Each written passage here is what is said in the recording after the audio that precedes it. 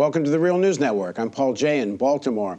On Thursday night, Secretary Clinton and Senator Sanders went at it. It was a bit of a dust-up compared to the rather more polite times they have spent together. Now joining us to discuss this debate and focus on the issue of the financial side of these things, Wall Street to be specific. First of all, joining us from Kansas City, Missouri is Bill Black. Bill's on the right side of your screen. Bill's an associate professor of economics and law at the University of Missouri, Kansas City. He's a white-collar criminologist, a former financial regulator. He's also a regular guest on The Real News, and he's author of the book, The Best Way to Rob a Bank is to Own One. And Mr. Black is an advisor to the Bernie Sanders campaign. And on the left of your screen, joining us from Concord, New Hampshire, is Paul Hodes. Paul has been on The Real News before. He's a former U.S. congressman. He was one of the national co-chairs of the Obama campaign in 2008. Mr. Hodes voted against the Emergency Economic Stabilization Act of 2008, which established the Troubled Asset Relief Program, known as TARP. He is a supporter of Secretary Clinton. Thank you both for joining us. Thank you. Good to be with you. The centerpiece of the fight, really, between Sanders and Clinton is about what to do now.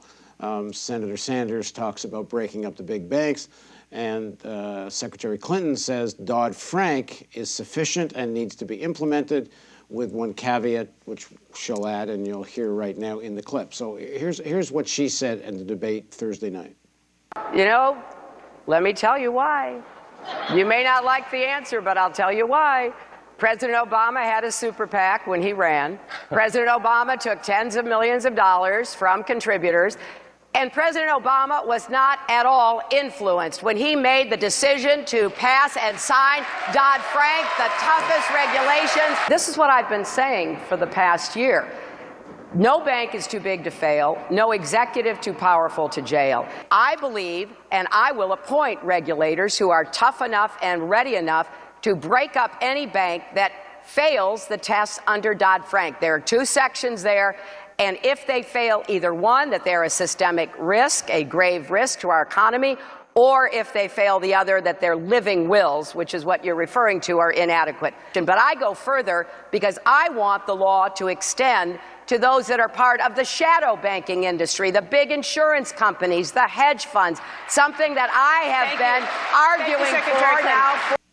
Okay, Bill, so is Dodd-Frank sufficient legislation other than adding the shadow banks to it? And really the issue is just using it to regulate the banks? No, and indeed she made the point through internal contradictions that she doesn't recognize. So we are now many years past this crisis, and not a single one of the systemically dangerous institutions has been broken up despite the passage of Dodd-Frank. Not a single one of those executives has, in fact, been prosecuted, much less been jailed. So obviously there is a very strong impact of the Wall Street lobby. Dodd-Frank was something that never sought a fundamental change of the kind that the New Deal legislation did. It didn't even go back as strong as the New Deal. In other words, it did bring back Glass-Steagall, for example. There's an enormous internal confusion in Secretary Clinton's on this whole concept of the systemically dangerous institutions. She says, if they pose a systemic risk, well, by definition, they pose a systemic risk, right? And we're talking about roughly the 25 largest institutions. Now, and she's also confused, Dodd-Frank already applies to places like insurance companies. That's what the MetLife designation is all about.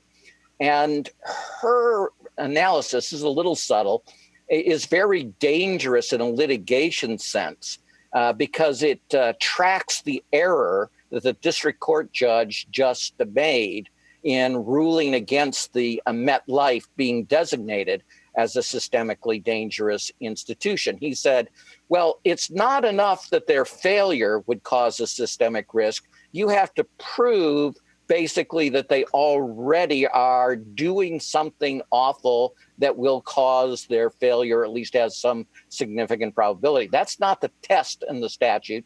That'd be ridiculous, right?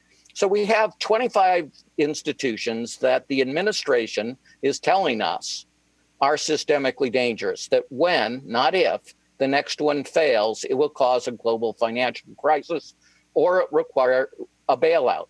Not a single one has been dealt with. And these institutions are being treated as too big to prosecute, not only the institution, but even the officers, which is preposterous. So again, we are seeing the effect of those massive contributions in that this industry has been able to get away with a strategic plan of fraud that has made incredibly wealthy the officers. And the only people paying a price occasionally are the shareholders through these fines. So no, it's a complete failure in terms of this topic, because not a single one has been broken up. All right, Paul. So this Hillary's analysis, no one will be broken up. Paul, this is the centerpiece of Secretary Clinton's position on how to deal with Wall Street. What do you make of what Bill said? I don't think Dodd-Frank is perfect, but I do not believe or agree that we can track the effect of contributions on the whatever perceived failure there may be on the part of regulators, prosecutors, the Justice Department, the SEC, from pursuing either cases for prosecution or pursuing these banks. I mean, to the extent that this is now in the hands of regulators, as opposed to members of Congress or senators or even the president, at the current time and historically since the implementation of Dodd-Frank, and by the way, the regulators were pretty slow to get their act together, and the causes of the financial collapse are myriad. I don't think it's fair to try to connect contributions to the failure to prosecute. These would be, in my judgment, enormously difficult cases, given the way that the derivatives and the departments that dealt with these derivatives that caused so much harm were constructed, and where they were and how they operated and what folks knew and didn't know. They certainly looked the other way when it came to great profits that were coming in from these very, very risky and dangerous instruments, and the credit rating agencies played a great role in this. The failure of the Federal Reserve to crack down early on mortgages. There were a lot of contributors. So I'm not supporting Hillary Clinton just because I think Dodd-Frank is perfect. I do think that Senator Sanders has conflated issues in terms of breaking up the big banks. Because I'm not sure, and I guess I don't agree, that size alone creates systemic risk. Well, Paul, we're going to get to the Sanders proposal, but I just want to get Bill's response first of all on Dodd-Frank, because I'm not. Paul, just to be clear, do you think Dodd-Frank is essentially an effective and piece of legislation, and more isn't needed? Because I'm kind of hearing it's not working at the regulatory level from what you're saying. Well, look, Congress passes laws and the regulators implement them. I think Dodd-Frank was an important step, and it contains significant provisions giving regulators the power, if they choose to exercise it, to take the banks to task and take them apart if necessary. So I'm not sure that it's the law that's at fault. And we may have to look more closely at the regulators, who are the regulators and what they're doing in terms of implementing the powers that have been given them to oversee the financial institution. Okay, Bill, what's your response to that? Okay, so let's put the two things together, power and will. The congressman is quite correct that the Fed refused to act, even though it had data that showed that 90% of liars' loans were fraudulent They refused to use their authority under the statute, which had existed since 1994, and which included the shadow sector, to ban all liars' loans. All right. Why? Well, because the president of the United States, a Democrat, appointed Alan Greenspan, a Ayn Rand disciple, to run the Federal Reserve. Of course, that was President Clinton who did that. It was President Clinton who cut the FDIC staff by more than 3/4. It was President Clinton who cut the Office of Thrift Supervision staff by more than half. It was President Clinton who left the Republican leadership in charge of the OTS as an acting person for 4.5 years, doing absolutely nothing. All of the appointees that the congressman is talking about who have failed to implement vigorously these regulations are appointees of President Obama. So if it isn't the massive contributions, what the heck is it, right? We've just gone through the biggest crisis in 75 years. We've just figured out that we had gotten it right previously with things like Glass-Steagall. And we still have broken up zero, and we've prosecuted zero. And I know a whole lot, as does the congressman, about prosecutions, because we got over 1,000 felony convictions in much tougher cases than these would be in the savings and loan debacle against the best criminal defense lawyers in the world, where they were representing CEOs and will spend the corporation's money like water to keep the guy out of jail. And we got a 90% conviction rate with hyper prioritized cases against the absolute most elite defendants. Bill, just for people, what year was that, Bill? What period are we talking about? We're talking about through 1990, end of 1993. Okay. Paul, what's your response? Well, what Bill says is absolutely correct. I agree, and the public perception is, and part of the fuel for I think the fire that Senator Sanders has been able to ignite with his what I think is a simplistic approach to financial regulation comes because the perception is the bankers got away with it, and they shouldn't have, because they brought down our economy, threatened the world economy. So I agree with that.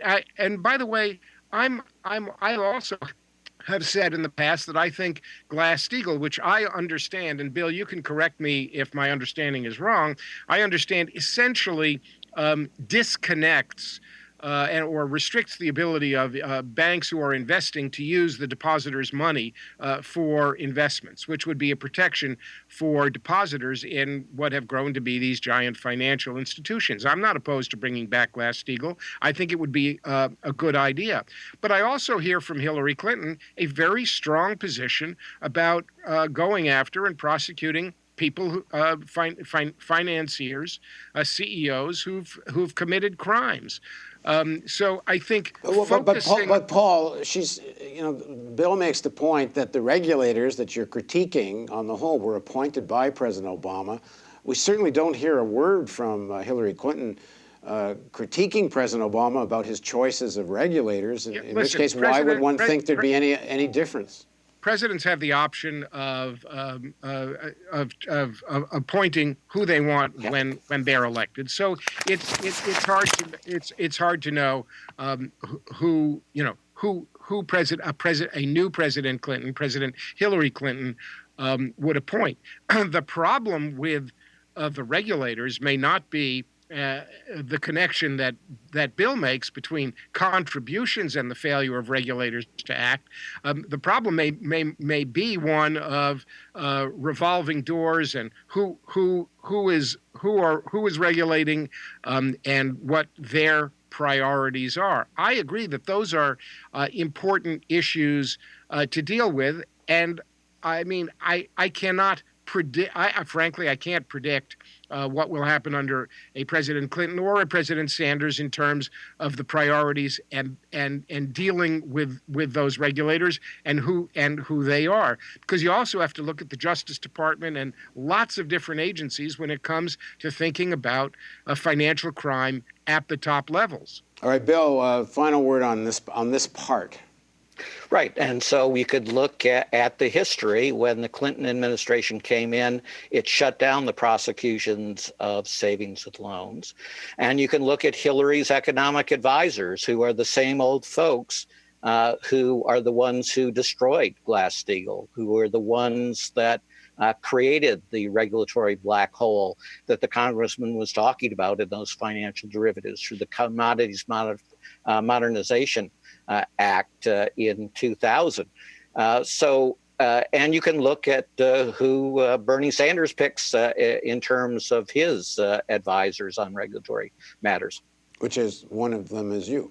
Which is one of them is me. Excuse me. All right, in part 2 of this interview, we're going to stop, and there'll be a part 2. We're going to look at Bernie Sanders' proposals to break up the big banks. Some people say Paul Hodes says it's simplistic. Some people say it's unrealistic, and we will dig into it. So please join us for part 2 of our exploration of financial regulation and the debate within the leadership or the presidential campaign of the Democratic Party. Thanks for joining us on the Real News Network.